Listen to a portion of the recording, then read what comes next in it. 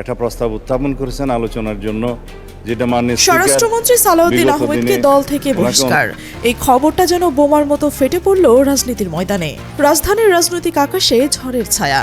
সরকার যখন শান্তি নিরাপত্তা নিশ্চিত করার অঙ্গীকার দিচ্ছে, তখনই বিএনপির ভেতর থেকে উঠে এলো এক অভূতপূর্ব বিদ্রোহের গন্ধ। কিন্তু এর পেছনে কি লুকিয়ে রয়েছে?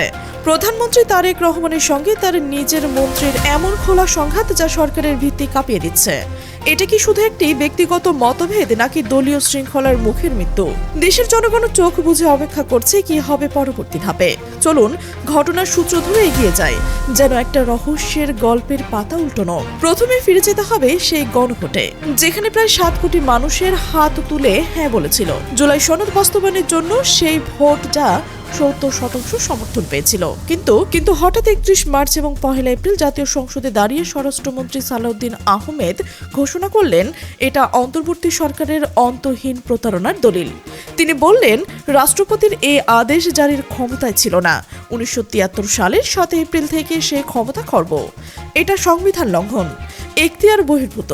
ফলে গণভোট বাতিল। সেই ভোট যা জনগণের রায়, যা দেশের ভবিষ্যৎ গড়ার চাবিকাঠি, সব এক ঝটকায় মুছে দেওয়া হলো। কিন্তু এখানেই সাসপেন্সের শুরু। একটা মিনিট থামুন। এই একই জুলাই সনদ, এই একই গণভোট দিয়ে প্রধানমন্ত্রী তারেক রহমান কি বলেছিলেন? নির্বাচনের মাত্র 2 সপ্তাহ আগে বিএনপির চেয়ারম্যান এবং দেশের বর্তমান প্রধানমন্ত্রী তারেক রহমান ধানের শীষে যেমন সিলটা দেবেন 12 তারিখে, তেমন একই সাথে দ্বিতীয় ব্যালটে হাঁ ভোট, সেখানে হাঁ ভোটের পক্ষে রায় দেবেন। তিনি জোর দিয়ে বলেছিলেন জুলাই সনদ বাস্তবায়ন করতে হবে। জনগণকে বলেছিলেন যান ভোট দিন, হাঁ বলুন। আর জনগণ শুনেছিল, তারা গিয়েছিল, ভোট দিয়েছে 70% হাঁ ভোট। তারেক রহমান যা চেয়েছিলেন জনগণ তাই করেছে। তাহলে এখন কি হলো? সেই একই গণভোটকে স্বরাষ্ট্রমন্ত্রী বাতিল, প্রতারণা, বেআইনি বলে ঘোষণা করছেন। এটা কি প্রধানমন্ত্রীর বিরুদ্ধে সরাসরি চ্যালেঞ্জ নয়? প্রধানমন্ত্রী বলছেন হ্যাঁ, মন্ত্রী বলছেন না। এই কেমন আনুগত্য, এই কেমন দলীয় শৃঙ্খলা? এই দ্বন্দ্ব শুধু গণভোটের মধ্যে সীমাবদ্ধ নয়, এটা দেশের সর্বোচ্চ পদের অধিকারকে প্রকাশ্যে অমান্য করা।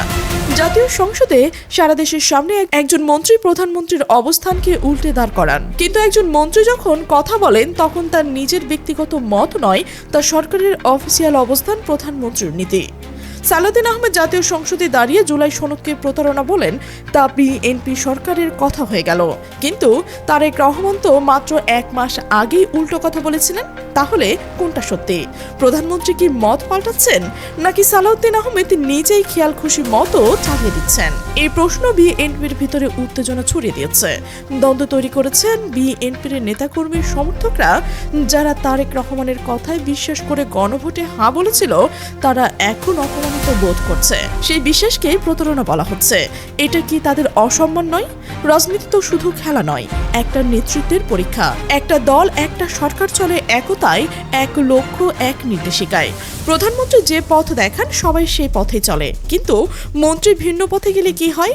দল ভেঙে যায়, সরকার দুর্বল হয়ে যায়, জনগণ বিভ্রান্তে পড়ে যায়। কার কথা শুনবো, প্রধানমন্ত্রী নাকি তার মন্ত্রীর? এই বিভ্রান্তি সবচেয়ে বিপজ্জনক। বিরোধীরা এর সুযোগ নেয়। জামাত ইসলামী এখন আন্দোলনে নেমেছে। তারা বলছেন, দেখুন সরকার গণভোটকে মানছে না, জনগণের রায় উপেক্ষা করছে। তাহলে সালাউদ্দিন আহমেদ কেন এটা করছেন? তিনি কি জানেন না এটা প্রধানমন্ত্রীর বিরুদ্ধে যাওয়া, নাকি ইচ্ছাকৃত নিজের এজেন্ডা আছে? সমাধান সহজ, হয় অবস্থান পরিবর্তন করুন, প্রধানমন্ত্রীর সাথে সুর মেলান, গণভোট মেনে নিন, জুলাই সনদ বাস্তবায়নে সহযোগিতা করুন, নয়তো পদত্যাগ, নয়তো বহিষ্কার। কারণ দেশের পরিস্থিতি উত্তপ্ত। আজ 4 এপ্রিল জামাতের বিক্ষোভ করেছে, 7 এপ্রিল তারা দীর্ঘমেয়াদী কঠোর আন্দোলনের রূপরেখা ঘোষণা করবে। অস্থিরতা শুরু হচ্ছে, রাজনৈতিক সংকট গ্রাস করছে। এর দায়ীকে সালাউদ্দিন আহমেদ। তিনি গণভোট বাতিল করছেন, জামায়াত ক্ষুব্ধ হচ্ছে, আন্দোলনের কারণ তৈরি হচ্ছে। দেশ তো এখনো সংকটে, গ্যাসের দাম বেড়েছে, বিদ্যুৎ জ্বালানি সংকট চলছে। এর মধ্যে রাজনৈতিক অস্থিরতা, আন্দোলন, হরতাল, অবরোধ, এগুলো কি দেশকে আরো গভীর কূপে ঠেলে দেবে না? এর দায় সালাউদ্দিন নেবেন? বিএনপি কি এর ঝুঁকি নেবেন? জনগণের প্রত্যাশা একটাই, তারা গণভোটে হাঁ দিয়েছে, চাই জুলাই সনদ। গণতন্ত্র শক্তিশালী হোক। সালাউদ্দিন তাদের রায়কে প্রতারণা বলে অসম্মান করছে। জনগণ চায় ব্যবস্থা, এটা শুধু রাজনৈতিক নয়, দেশের ভবিষ্যতের প্রশ্ন। জনগণের এখন প্রত্যাশা একটাই, গণভোটে তারা হ্যাঁ দিয়েছে, তারা চায় জুলাই সনদ বাস্তবায়ন হোক। সালাউদ্দিন তাদের রায়কে প্রতারণা বলে অসম্মান করছেন।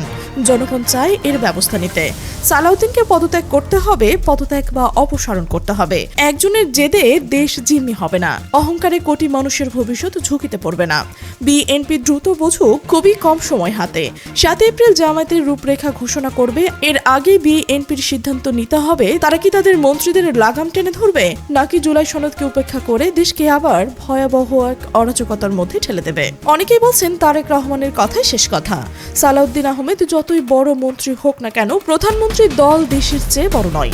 নতুন বিএনপিতে এক গুয়েমির কোনো জায়গা নেই। নেতৃত্ব এসেছে সিদ্ধান্ত নেওয়ার।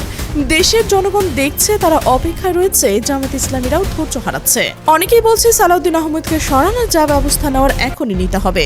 দেশ এগোবে একসাথে, প্রধানমন্ত্রী, মন্ত্রী, দল, মিত্র সব এক পথেই হাঁটবে। সালাউদ্দিন আহমেদ সেই পথে কি বাধা হয়ে দাঁড়াচ্ছেন, এটা এখন সবার মনে প্রশ্ন। কি হবে আগামীকাল? বিএনপির অফিস থেকে কোন খবর আসবে?